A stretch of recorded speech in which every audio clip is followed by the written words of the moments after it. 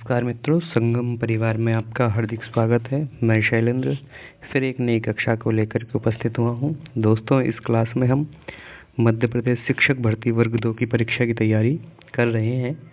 दोस्तों, इस कक्षा में हम एक नए विषय पर प्रतिदिन कुछ न कुछ प्रश्नोत्तरी करते हैं। किस तरह के प्रश्न बन सकते हैं उन पर चर्चा करते हैं। तो आज हम बहुव्रीहि समास से संबंधित कुछ प्रश्नों को देखेंगे। साथ ही इससे पूर्व जो मित्र हमारे इस चैनल पर नए आए हैं उनसे निवेदन है कि चैनल को सब्सक्राइब कर लें, क्योंकि हमारी वीडियो की जो सूचना है वो आप तक समय पर पहुंच जाए। चलिए दोस्तों, अधिक समय न लेता हुआ प्रथम प्रश्न की ओर बढ़ते हैं। पहला प्रश्न क्या है दोस्तों? बहुव्रीहि समासः अस्ति। बहुव्रीहि समास है। तो हमने अभी तक इस समास श्रृंखला में 6 समासों को देखा, क्योंकि टीजीटी पीजीटी के स्तर पर 6 ही समास पढ़े जाते हैं। और यदि हम असिस्टेंट प्रोफेसर और नेट की बात करें तो फिर वहाँ 5 समास देखते हैं। होती यही हैं, परंतु जो तत्पुरुष है उसके जो 2 भेद कर्मधारय और दिगु, जिनको हम अलग अलग पढ़ रहे हैं, तो उनको अलग नहीं पढ़ना होता, उसी के साथ में पढ़ना होता है ना। पर जब गिनती की बात करते हैं तो हम लघु सिद्धांत कौमुदी के अनुसार पढ़ते हैं समासः पंचधा, है ना। वहाँ पर पंक्ति समासः पंचधा, तो 5 प्रकार के, ठीक है। बाकी पढ़ना यही सब होता है जो हम अभी पढ़ रहे हैं, ठीक। तो हमने जो 6 के 6 समास देखे हैं, अभी तक 5 देख चुके हैं। उनमें अव्ययी भाव, पूर्व पद प्रधान, ठीक है, उत्तर पद प्रधान तत्पुरुष, इसके बाद उभय पद प्रधान द्वंद्व, जिनको हमने कल देखा। वहाँ की बचा फिर तत्पुरुष के जो 2 भेद हैं कर्मधारय और दिगु, इनमें भी प्रधानता तो उस उत्तर पद की होगी, है ना। परंतु साथ में कुछ सूत्र हैं, जैसे दिगु के लिए संख्या पूर्व दिगु एक पहचान है, और कर्मधारय के लिए है विशेषणम विशेष्यण बहुलम, है ना। इन 2 सूत्रों से थोड़ा कर्मधारय और दिगु का अलग, और बहुत सारे अन्य सूत्र हैं जो जिनमें उदाहरण प्राप्त होते हैं। बाकी जो हम विशेषण विशेष्य की जहाँ बात करते हैं वो कर्मधारय हो जाते हैं, जहाँ संख्या पूर्व दिगु की बात करते हैं वहाँ दिगु हो जाता है, ठीक है। बाकी इस प्रश्न का जो उत्तर होगा वो होगा बहुव्रीहि क्या है? अन्य पद प्रधानो बहुव्रीहि, ठीक है। चलिए अगले प्रश्न की ओर बढ़ते हैं। अगला प्रश्न क्या है दोस्तों? पंचाननः पदे समासः अस्ति। पंचानन क्या है? देखिए दोस्तों, एक और है कि जहाँ जो भी शब्द बन रहा है वो किसी का यदि विशेषण बन रहा है, कोई भी शब्द हम जिसका उच्चारण कर रहे हैं वो यदि किसी का विशेषण बन रहा है, तो वहाँ गारंटी है कि वो क्या होगा? बहुव्रीहि, है ना। तो ये पंचानन भी किसी का विशेषण है। जैसे दशानन है, किसको? रावण को बोलते हैं हम दशानन, ठीक है। ऐसे ही पंचानन, ठीक है। षडानन कार्तिकेय को बोलते हैं, भगवान शिव के जो पुत्र हैं कार्तिकेय षडानन। तो जो भी विशेषण बनेगा वो बहुव्रीहि के अंतर्गत आएगा, ठीक है। तो इस प्रश्न का उत्तर क्या होगा? पंचानन, पंच आननम यस्य पंचानन, ठीक है, बहुव्रीहि। चलिए अगले प्रश्न की ओर बढ़ते हैं। आपसे निवेदन है कि सभी पेन कॉपी लेकर के बैठें, वीडियो को पॉज करें, पहले उत्तर देखें, फिर जो आपने उत्तर देखा है वो सही है नहीं है उसका भी आकलन करें।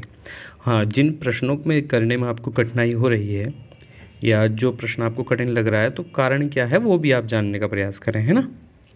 चलिए अगला प्रश्न देखते हैं। चित्रगु पदस्य विग्रह अस्ति। चित्रगु पद का विग्रह क्या होगा दोस्तों? चित्रा चासौ गौ, ये होगा।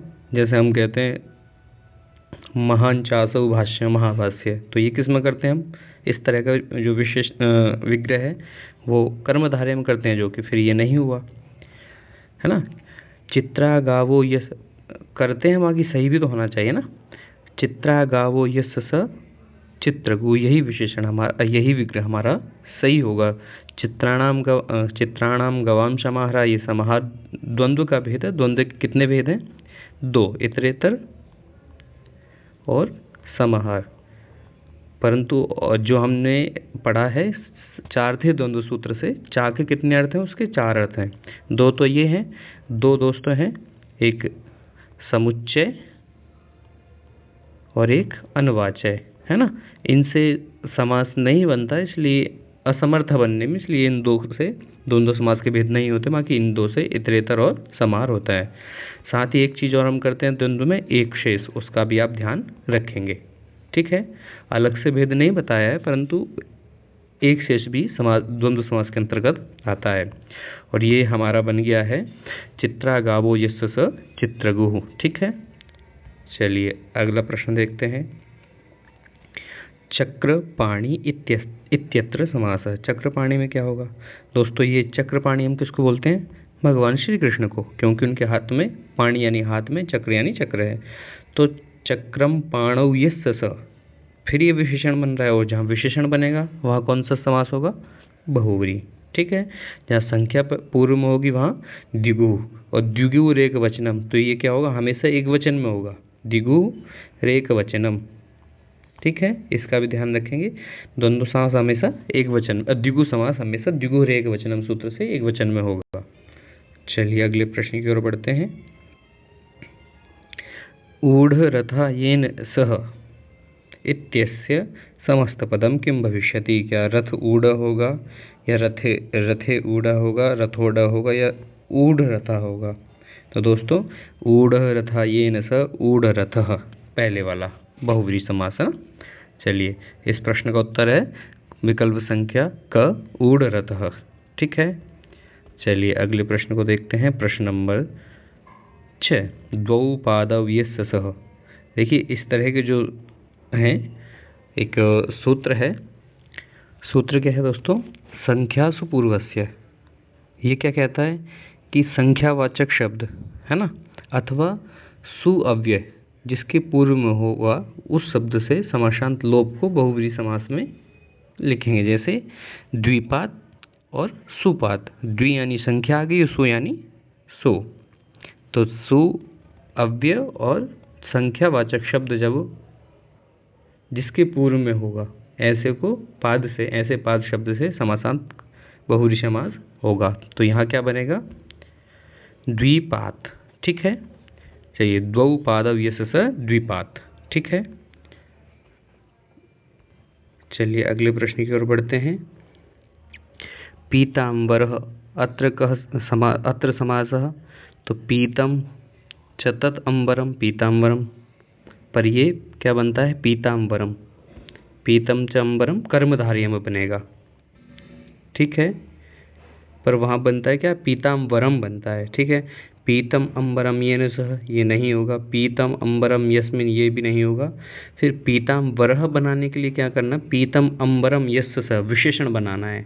ठीक है, कर्मधारय में क्या होता है? पीतम अम्बरम, तो वहाँ शब्द बनता है कर्मधारय में पीताम्बरम। ठीक है, और यहाँ क्या बन रहा है? पीताम्बरः। उस पीताम्बरः कैसे बनता है? पीतम अम्बरम यस्य से। बस दोस्तों छोटा सा अंतर है। ठीक है, एक पीताम्बरम है, एक पीताम्बरः है, तो दोनों में अंतर आप भी समझें। पीताम्बरः बनेगा विशेषण रूप में पीतम अम्बरम यस्य स।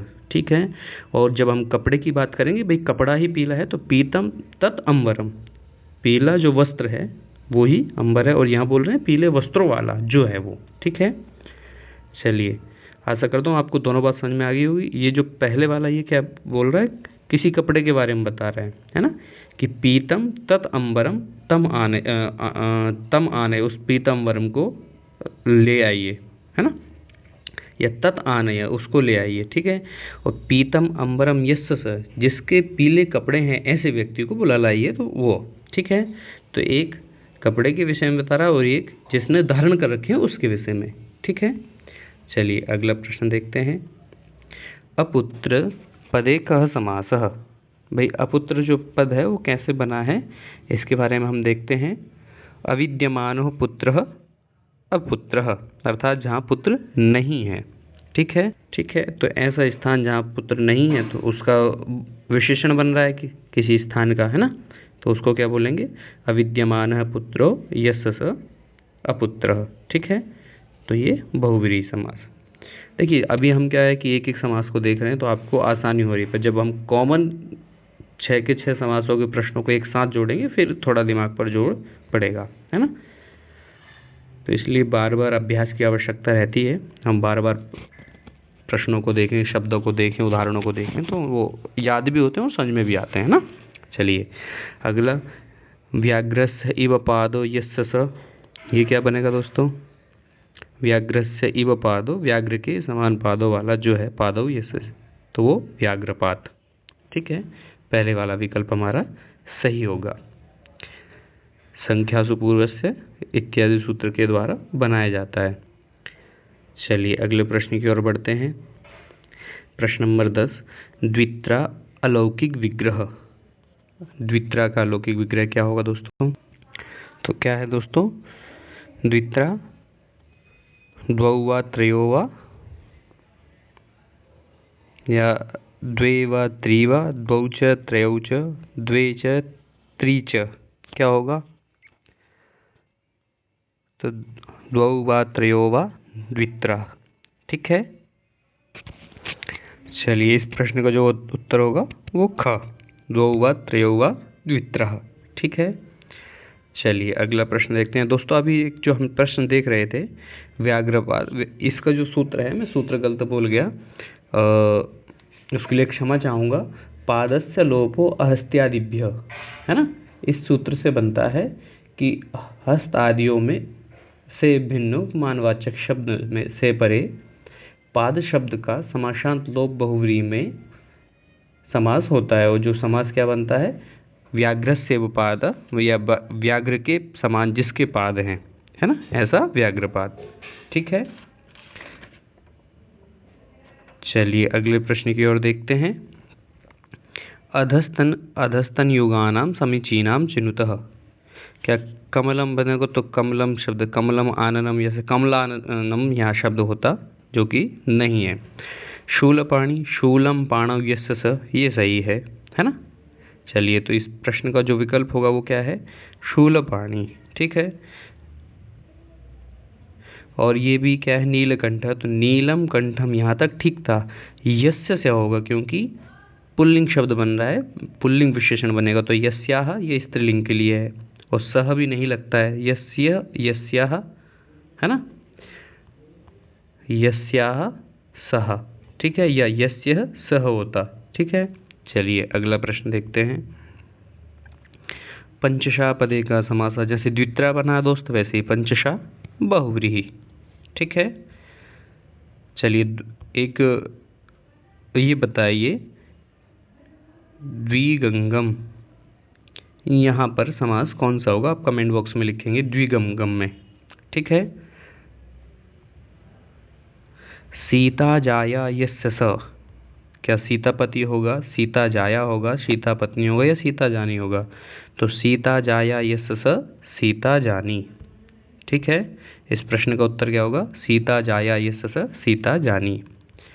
चलिए अगले प्रश्न को देखते हैं। धनंजय पदम कस्य उदाहरणमस्ति। देखिए तो ये भी विशेषण है, किसका? अर्जुन का। या धनम जयति